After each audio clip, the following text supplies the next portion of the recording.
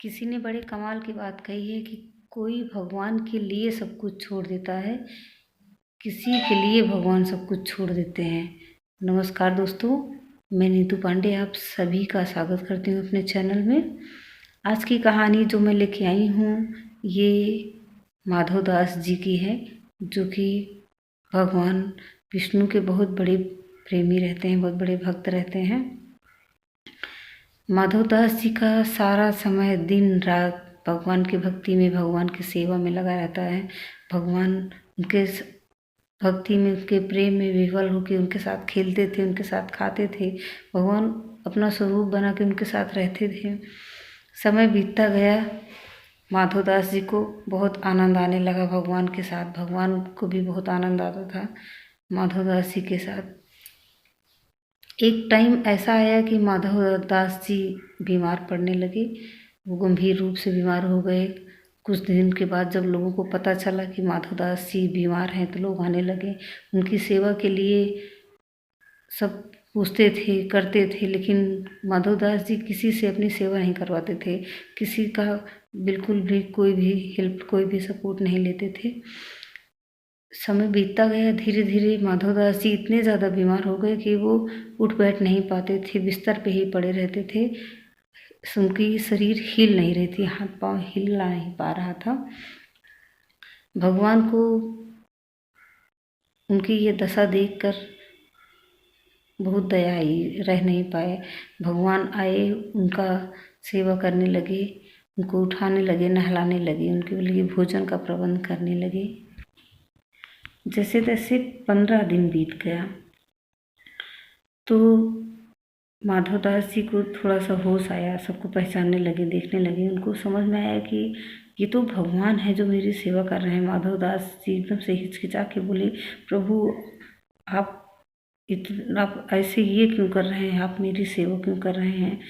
एकदम से परेशान हो गए माधव दास जी। भगवान बोलते हैं कि तुम गंभीर रूप से बीमार हो, किसी की सेवा ले नहीं रहे थे, इसके लिए मुझे आना पड़ा तुम्हारी सेवा करने। माधव दास जी बोलते हैं कि भगवान आप तो सब कुछ कर सकते हैं, आप तो सिर्फ दृष्टि मात्र से मुझे ठीक कर सकते थे, तो आपने मेरी इतने लंबे समय तक सेवा क्यों की।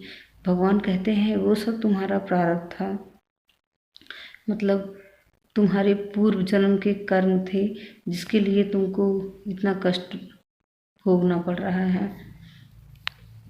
और ये अभी 15 दिन तक और चलेगा। अभी तुम थोड़ा ठीक हुए हो, 15 दिन तक तुमको और बीमार रहना पड़ेगा।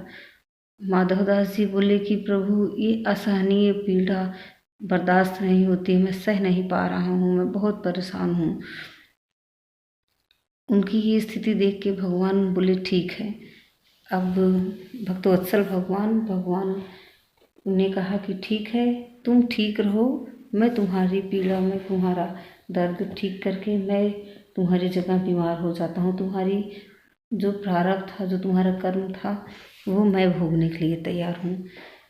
जो बचे के 15 दिन थे, प्रभु ने उनकी जगह लेकर 15 दिन निकाले। आज भी जगन्नाथपुरी में